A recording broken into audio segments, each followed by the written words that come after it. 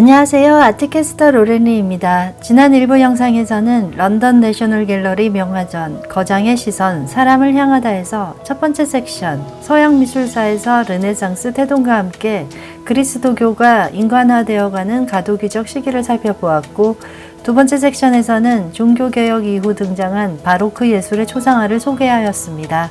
오늘은 세 번째 섹션 새로운 시대 나의 관심부터 살펴보겠습니다. 그리고 지금 보시는 자료 그림들은 일부 영상에서 다룬 내용입니다.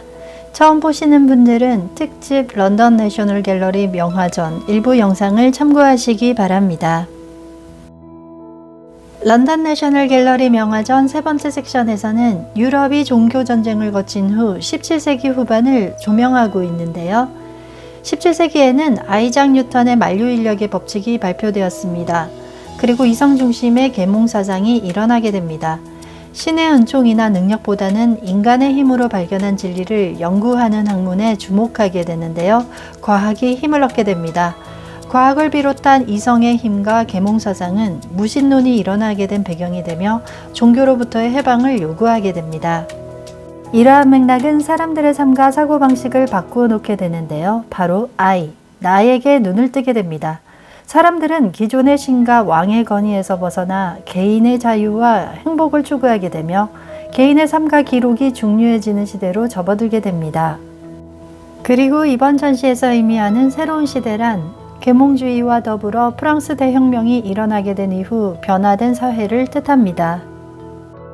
개인의 삶을 기록한 초상화 중 저의 시선을 끈 작품은 플랑드르 대표적 초상화가 안토니 반다이크가 그린 거만한 표정 혹은 자신만만한 얼굴과 멋진 모델 포즈를 취하고 있는 존 스튜어트와 버나드 스튜어트 형제였습니다. 두 형제는 레녹스 공작의 17세, 18세 아들입니다. 황금빛 옷을 입은 소년이 형인데요. 그들이 입은 옷은 지금 제작한다 하여도 디테일한 바느질과 디자이너의 재능이 요구되는 광택이 흐르는 비싼 옷감이며 그들이 신은 부츠가 매력적이었습니다. 그들이 부유하다는 것은 의상과 근거 있는 자신감의 표정만으로도 드러나는데요. 이 그림은 두 형제가 1639년 1월 30일 하인 6명과 1000파운드를 가지고 3년간 해외여행을 떠나는 것을 기념하기 위해 그려졌습니다.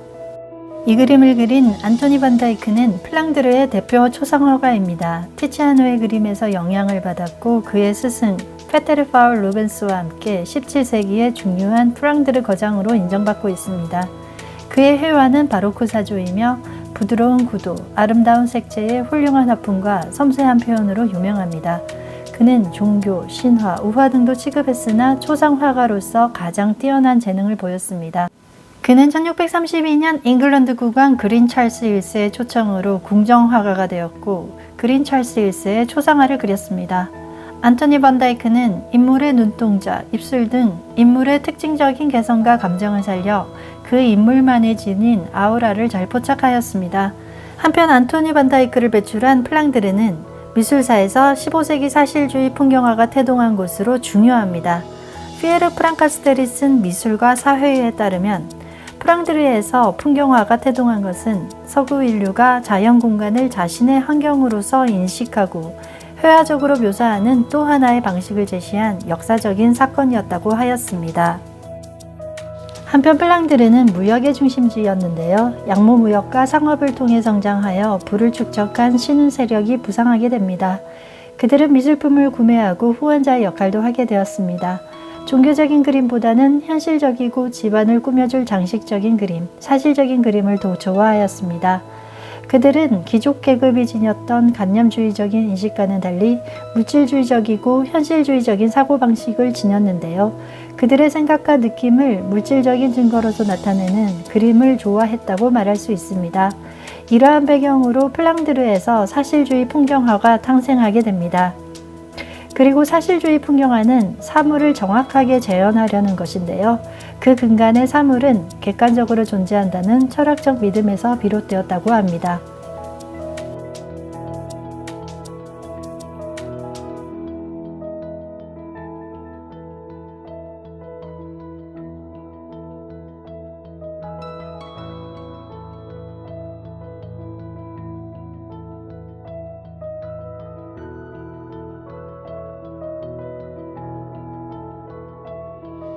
이번 전시에서는 18세기 유행했던 영국 그랜드 투어, 이탈리아, 베네치아 여행 등지에서 기억하고 남기고 싶은 풍경, 건물 등을 그린 거장들의 작품이 인기를 끌었습니다. 이 점을 포착하여 사실적인 풍경화와 자신이 기록하고 남기고 싶은 욕구를 반영한 초상화들을 선보였습니다. 아울러 18세기와 19세기에 이르기까지 가장 유행한 회화 장르는 개인의 일상과 삶을 기억하려는 초상화와 자연과 교감을 나누고자 하는 풍경화라는 것을 알 수 있었습니다. 그리고 18세기는 영국에서 시작된 산업혁명으로 면직 공업용 기계 발명, 증기기관의 발달, 교통과 통신의 발달로 근대가 시작되는 시기였습니다.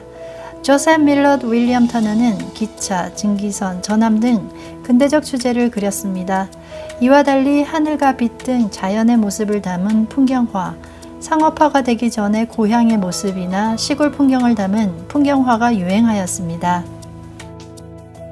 그리고 이 시기에 초상화를 둘러보면 18세기 영국 왕실과 귀족들의 의복, 그리고 당시 남성들을 치장하는 하얀색 가발, 여성들의 레이스 장식, 코르셋을 입어 가느다란 허리를 강조한 패션 등을 볼 수 있는데요. 18세기 후반 영국에서는 개인의 일상과 자신의 모습을 남기려는 초상화의 수요가 매우 높았다고 합니다.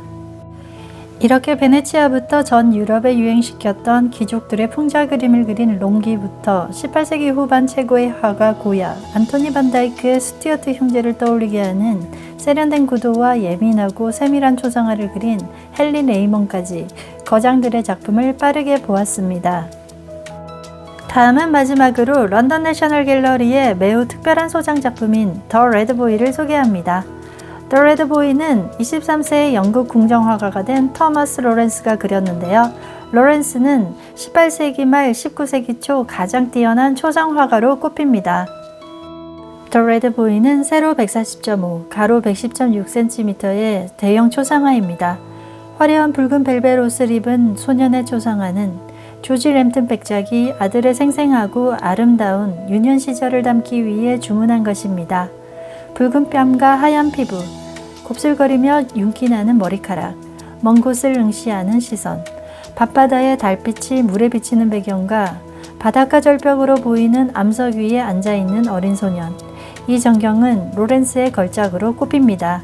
런던 내셔널 갤러리 측의 설명에 의하면 이 모티프는 1785년 런던에 소개된 레오나르도 다빈치의 바위산의 성모에서 영감을 받았을 수도 있다고 추정하였습니다. 덧붙여 르네상스 화가들이 표현했던 우울을 상징하는 구부러진 팔, 붉은 벨벳 수트의 진하고 대담한 색채와 반짝이는 텍스처, 그리고 드라마틱한 표현력이 인상적입니다. 이 그림은 찰스 램튼이 6, 7세 때 그린 것이지만 1813년 13살이 되던 해 결핵으로 사망하고 맙니다. 이 스토리는 참 안타까운데요.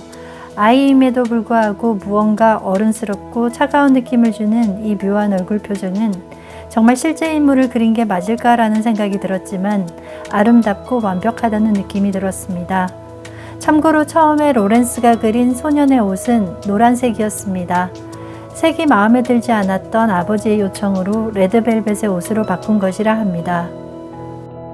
오늘은 이렇게 계몽주의 태동부터 프랑스 혁명 이후 새로운 시대, 나의 관심이라는 주제로 작품을 리뷰하였습니다. 전시 마지막 섹션, 빛나는 인상주의 회화는 사진기의 발명과 또 다른 시대 상황, 철학적 맥락을 소개하기 위해 3부로 나누어 제작하였습니다. 자료 수집, 촬영, 대본, 녹음 편집 등 제작 과정을 모두 혼자 하기 때문에 다소 시간이 걸리지만 알찬 내용으로 전달하기 위해 노력하고 있습니다.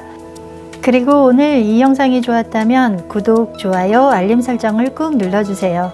예술과 함께하는 일상은 풍요롭습니다. 그럼 저는 3부 영상에서 다시 만나요. 지금까지 아트캐스터 로렌니였습니다.